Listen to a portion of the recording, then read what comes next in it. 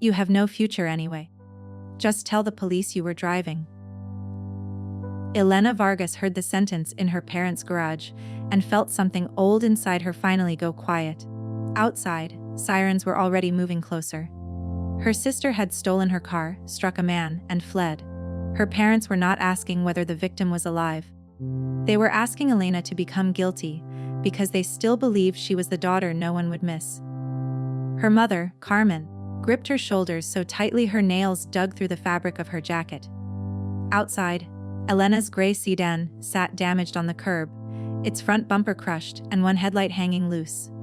Beside the vehicle stood Vanessa, Elena's younger sister. Perfect makeup, designer coat, not a trace of guilt, only anger. "Let go of me," Elena said calmly. That only made her mother angrier. "After everything you've done." "I didn't do anything." Their father paced nervously with a phone in his hand. "The police are coming. We need to fix this before they arrive."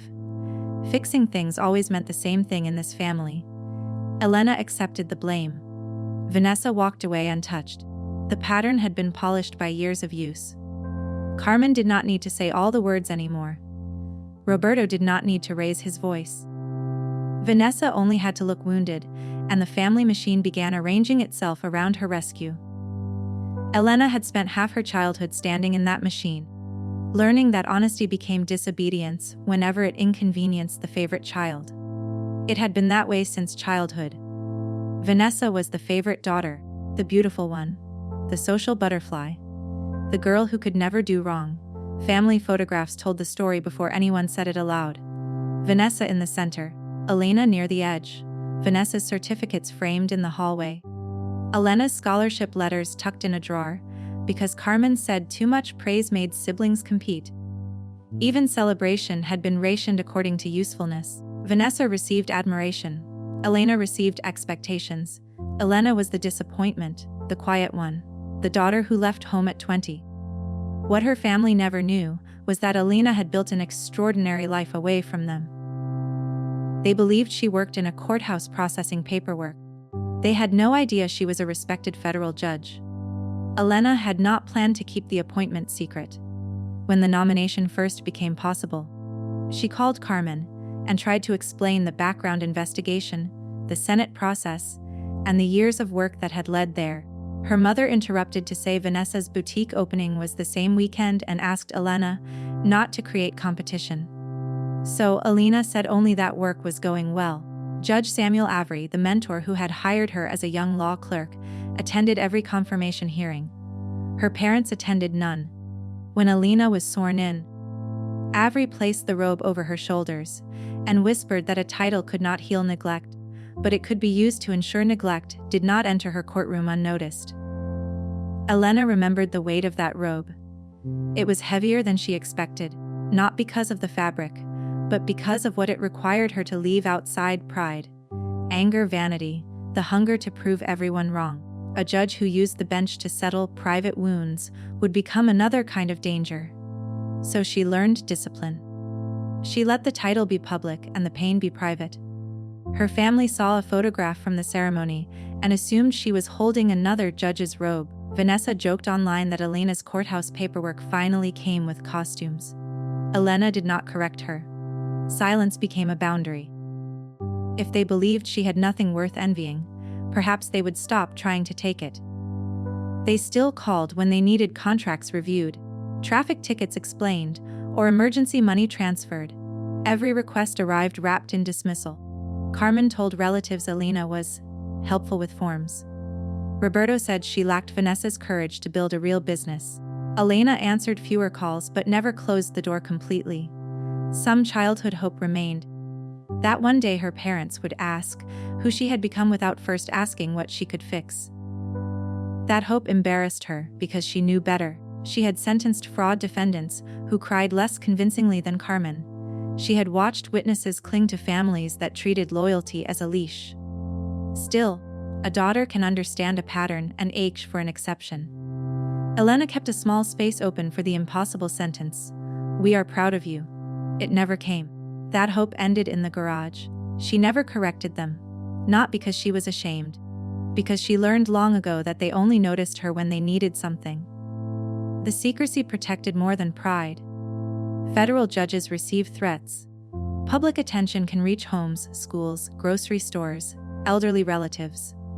Elena had no desire to give her family a title they could misuse at church dinners, business meetings, or traffic stops. If they could not respect Elena the daughter, she did not trust them with Judge Vargas. "You stole my car," Elena said. Vanessa rolled her eyes. "I borrowed it.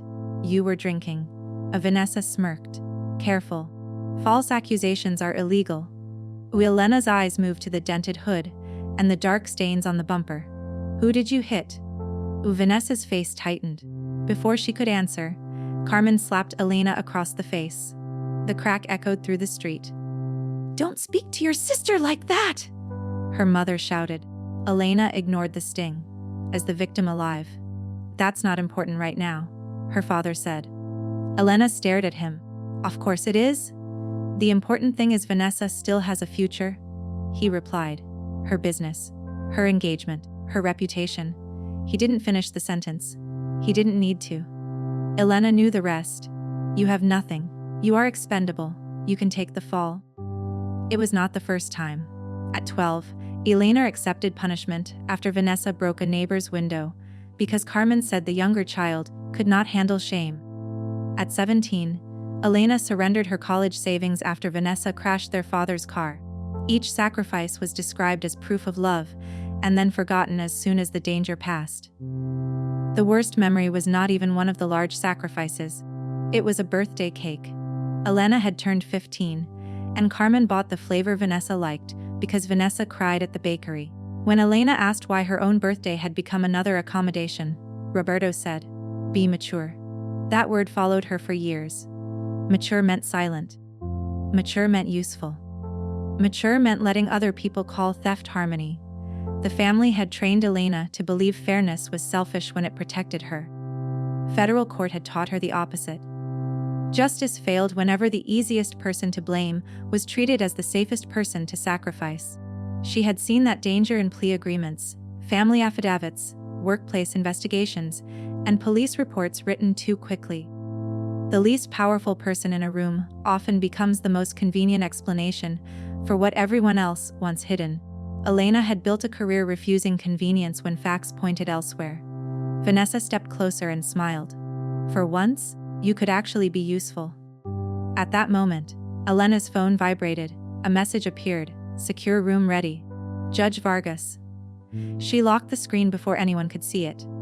The message belonged to another life entirely: sealed warrants, marshals, security protocols, the careful machinery of a federal courthouse. In that world, people stood when she entered. In this garage, her mother still had one hand clamped around her arm, as if Elena were a disobedient child. The distance between those two realities should have been absurd. Instead, it felt like proof that family can preserve a false version of you long after the world has met the real one. In the distance, sirens approached.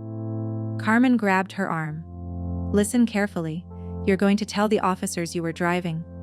Elena looked at Vanessa one last time. "Did you hit someone and run?" Vanessa leaned close enough for Elena to smell the wine on her breath. "Yes," she whispered. "And who's going to believe you?" Then the police cars turned onto the street, and Elena realized she was finally done protecting people who had never protected her. The police arrived within minutes. Immediately, Carmen rushed toward them in tears. Elena watched her mother's face change before the officers stepped from their cars. The anger disappeared. The fear softened. Carmen became a frightened parent so quickly it might have impressed Elena if it had not been pointed at her. Vanessa knew the cue. She bent forward, covered her mouth, and produced a trembling breath that sounded almost like sobbing. "Thank goodness you're here! My daughter Elena came home hysterical and admitted she hit someone." Vanessa pretended to cry. Their father wrapped an arm around her shoulders. The performance was convincing, but Elena had spent years listening to criminals lie under oath. This was amateur work. Carmen overplayed grief. Roberto avoided the damaged bumper. Vanessa dabbed at dry eyes and watched the officers for weakness. Elena noticed the sequence automatically: accusation first, character attack second, invented confession third. She had seen defendants with less education and more desperation construct better lies. What stunned her was not their clumsiness. It was their certainty that clumsy would be enough when the target was her. One officer approached. "Ma'am, were you driving the vehicle?"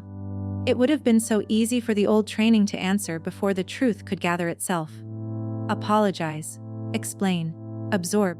Make the room calmer, even if the calm requires your own damage. Elena felt the reflex rise in her throat. Then she looked at the crushed bumper. Thought of the person Vanessa had left in the street, and let the reflex die there. Before Elena could answer, her mother spoke again. "She's always been troubled. She hangs around strange people and works at the courthouse." Elena raised a hand. "Officer, before I make any statement, I'd like you to hear something." Vanessa frowned. "You had no right to record us." "I had every right," Elena replied. "It's my car." Then she opened a video file.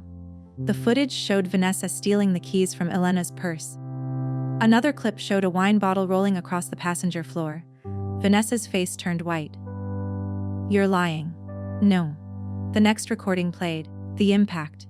The scream, the sound of a body hitting the pavement.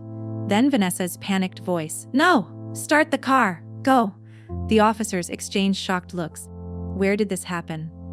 "I already sent the exact location and evidence package," Elena said. Her father suddenly looked nervous. "To whom?" Elena placed another call and activated speakerphone. "Secure operations," a man answered. "Open an emergency evidence file," Elena said. "Hit and run." "Vehicle theft, false statements, witness intimidation," the voice replied instantly. "Understood, Judge Vargas." Silence, absolute silence. Her mother stopped crying. Her father stared. Vanessa blinked repeatedly. "Judge," her father whispered. Elena calmly removed an official identification card. "I am Federal Judge Elena Vargas." The officer's posture immediately changed. For the first time in years, her family looked at her with something they had never shown before. Not affection. Not respect. Shock. Shock was not satisfying. Elena had imagined once or twice that revealing the truth might make her mother proud. That fantasy died in the garage. Carmen did not look proud. She looked betrayed, as if Elena's success were a secret weapon unfairly kept from the people entitled to use it. Roberto's face held calculation. Vanessa's held terror. None of them asked what it had cost Elena to become someone they had never bothered to know. Then Elena played one final recording. Her mother's voice filled the air. "You have no future anyway. Tell them you were driving." Then Vanessa's confession followed. "Yes, I did it. Who's going to believe you?" The officers called for additional units. Vanessa begged her parents to save her. But nobody could. Carmen tried anyway. She shifted from accusation to pleading so quickly the officers stared. Roberto asked whether this could be handled without embarrassing the family. Elena almost laughed at the word embarrassing. A man was in the hospital. Her stolen car was damaged. Her sister had confessed on tape. Still, her father was searching for a private exit from public harm. As the handcuffs appeared, Elena received a call from the hospital. The victim had regained consciousness. And what he said next would destroy far more than Vanessa's freedom. The doctor's voice sounded serious. "The victim is stable. Before sedation, he asked us to tell you something." Elena held her breath. "What?" "He knows the woman who hit him." Vanessa stopped crying. Her mother froze. Her father looked sick. The victim was Mauricio, the accountant who handled Vanessa's boutique finances. That name changed the room. Mauricio was not a stranger in the wrong crosswalk. He was the one person who could explain where the boutique money had gone. Elena had met him once at a family dinner. A quiet man with tired eyes who corrected Vanessa gently when she bragged about revenue numbers that did not sound possible. Vanessa had laughed and called him painfully literal. Now Elena understood that literal people become dangerous to those living on fiction. Elena knew Mauricio. Months earlier, he had emailed her asking a vague question about reporting financial misconduct. Judicial ethics prevented her from giving private legal advice, so she referred him to an independent attorney and preserved the message. Now she understood why he had sounded afraid. The investigators obtained his laptop.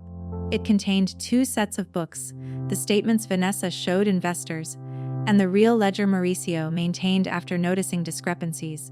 More than $800,000 had moved from business accounts into payments for travel, designer purchases, and deposits on the wedding venue. Roberto had co-signed several loans. Carmen had accepted transfers labeled consulting fees. Their panic in the garage was not only about Vanessa's reputation. If Mauricio spoke, the entire family arrangement could be examined. That realization cut deeper than the slap. Her parents had not been swept into a crisis by a reckless daughter. They had been protecting their own exposure. The consulting fees, the co-signed loans, the wedding deposits, the boutique praised at every holiday dinner, it was all connected. They were not choosing Vanessa over Elena out of love alone. They were choosing the lie that kept them comfortable. That was why Roberto kept repeating that the victim did not matter. He knew exactly who Vanessa had hit. Police recovered messages sent before the collision. Carmen told Vanessa to make Mauricio understand family consequences. Roberto provided Elena's spare car key so Vanessa's own vehicle would not appear near his apartment. After the impact, they helped wipe the steering wheel and planned the false confession before Elena arrived.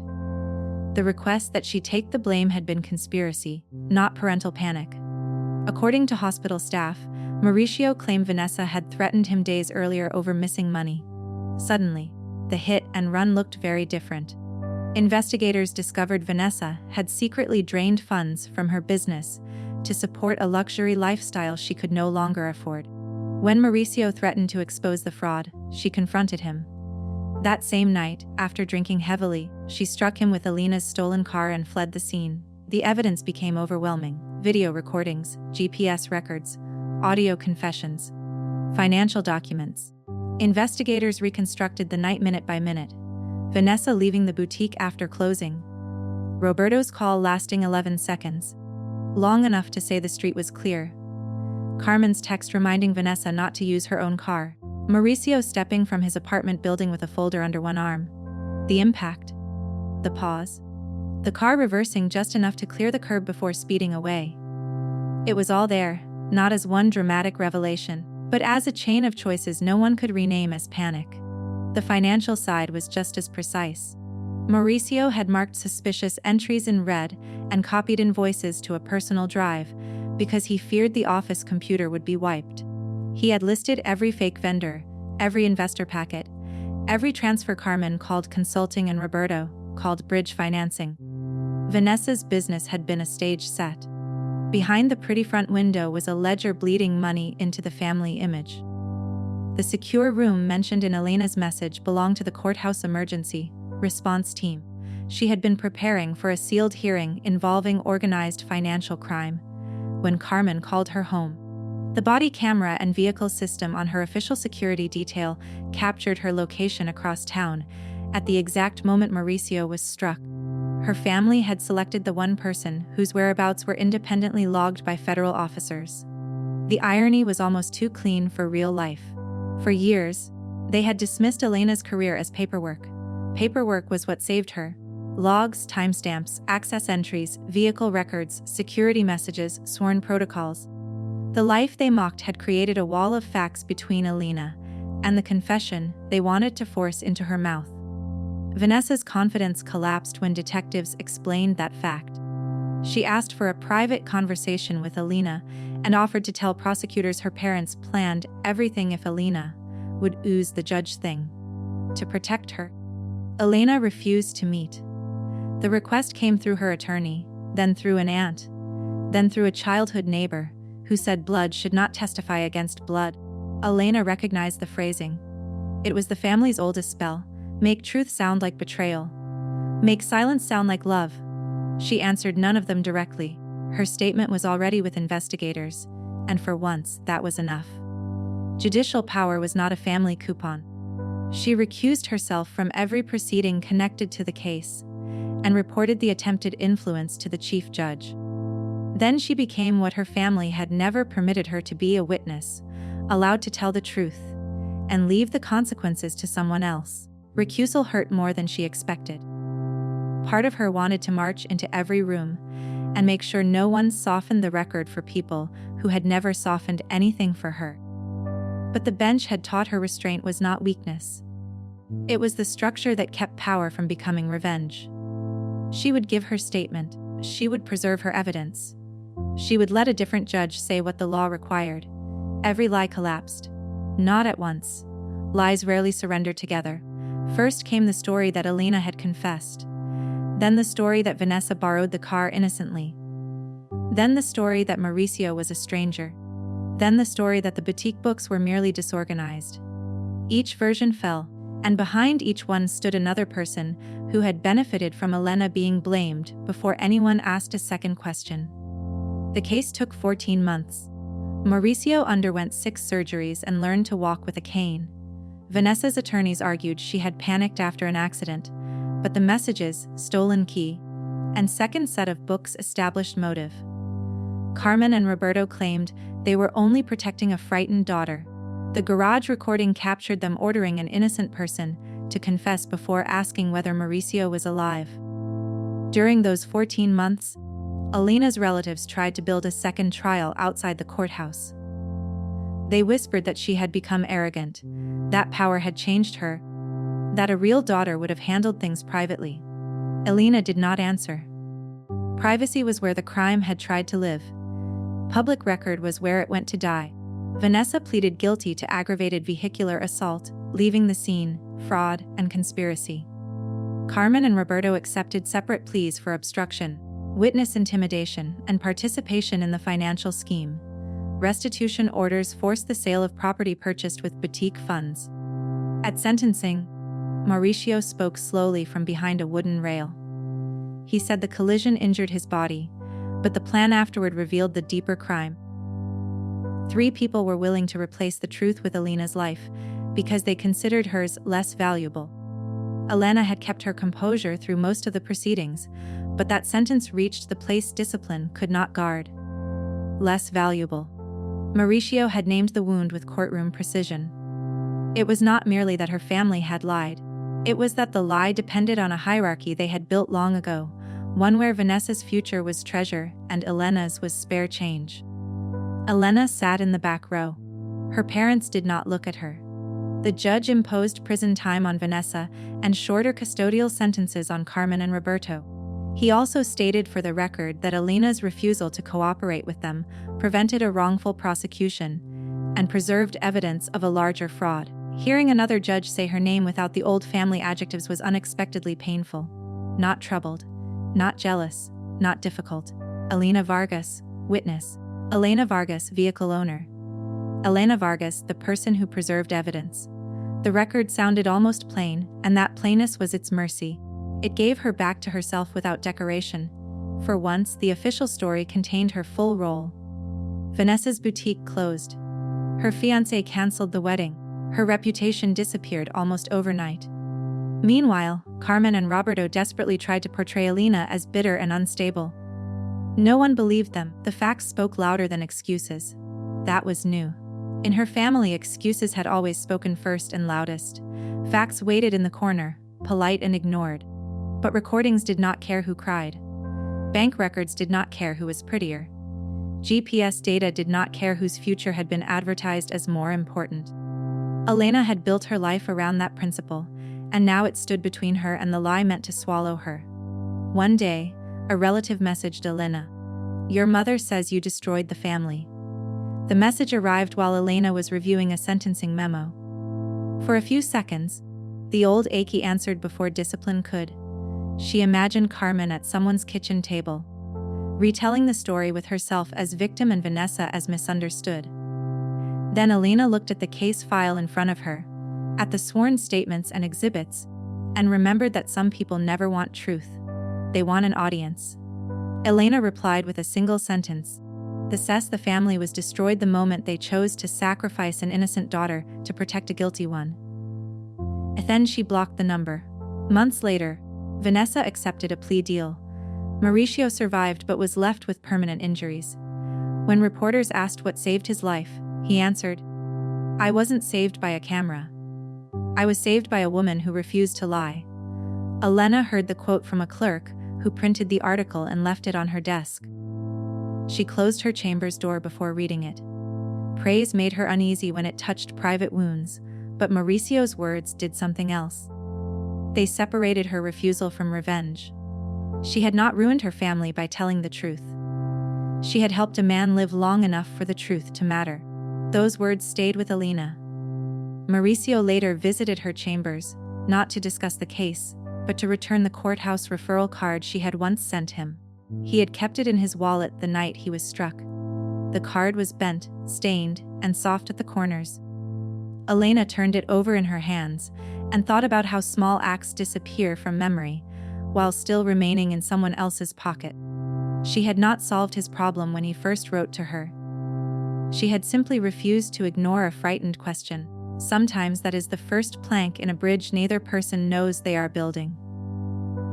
"I thought nobody powerful would care," he said. Elena told him power was meaningful only when people without it could safely approach. After he left, she changed a courthouse policy that required intimidated witnesses to navigate 3 separate offices before receiving assistance. The new process placed an advocate at the first point of contact. The policy change came from one question she could not stop asking: what if Mauricio had reached someone sooner? She could not rewrite his injuries, but she could remove one hallway, one form, one indifferent desk from the path of the next frightened person. Justice was not only sentences handed down after harm, sometimes it was designing a door that opened before the harm became irreversible. It was a small reform. No newspaper covered it. Elena considered it more important than the articles revealing her title to relatives who had never bothered to ask. Back in her courtroom, she later faced a young defendant whose shoulders were heavy with shame. His case arrived on an ordinary Tuesday, buried between a bond violation and a scheduling dispute. No cameras, no family scandal, just a young man staring at the floor, while his older brother sat behind him in the gallery, jaw tight, eyes warning. Elena felt recognition move through her, then set it aside. Recognition could alert her, but only evidence could decide. The young man had confessed to possessing drugs found in his older brother's car. Evidence later showed the brother pressured him to accept blame because the younger sibling had no prior record. The pattern was painfully familiar, but Elena did not decide from emotion. She reviewed the search, messages, and body camera footage. Facts, not resemblance, cleared him. After dismissing the unsupported count, she ordered the coercion allegation referred for investigation. The young man stared at her, as if fairness were a language he had never heard spoken aloud. Elena recognized that stare. It was the look of someone who had prepared for punishment so thoroughly that neutrality felt like mercy. She kept her voice even, but inside, something in her answered him, "I know. I know what it is to expect the room to choose the louder person." After reviewing the case, she said, "In this courtroom, nobody will be judged by the cruel labels their family gave them. We judge facts, not insults." The young man cried quietly. Elena gave him a moment before moving to the next case. The docket was full, the room impatient, the system always hungry for speed. But she had learned that dignity sometimes requires 30 seconds, no schedule wants to spare. The young man wiped his face, stood straighter, and walked out without looking back at the brother who had tried to spend his future. And Elena finally understood something. Justice had not healed her childhood. It had not made Carmen apologize or Vanessa love her properly or Roberto regret the right things. But it had given Elena a way to keep the old harm from becoming a blueprint. Every fair ruling, every protected witness, every refusal to accept the convenient story was a small rebellion against the garage where her family tried to spend her life. Her story had not ended in that garage. It had begun there. Not because suffering is a gift. Elena did not believe that. Pain wastes plenty of people, and nobody should have to be harmed in order to become strong. But the garage became the place where an old script finally failed. Her mother delivered the line she had always used, "Sacrifice yourself." And for the first time, Elena let silence fall without obeying it. Years of silence had never made her weak. Distance had never made her a failure. Distance had been evidence of survival. Silence had been a locked door, not an empty room. Behind it, Elena had studied, clerked, argued, listened, ruled, and become the kind of person her family could not imagine, because imagination would have required attention. Their ignorance was not proof she was small. It was proof they had stopped looking too soon. While her family believed she was lost, Elena had quietly become someone they could no longer control. And sometimes the strongest form of justice is not shouting the truth. Sometimes it is refusing to lower the truth, just because the people lying are family. Elena had spent her life being asked to shrink for them. The truth did not shrink with her. It stood at full height. That was enough to change the air in every room that came after. She no longer needed her family to understand her future in order to live inside it fully. It is allowing the truth to stand on its own after every lie has fallen apart.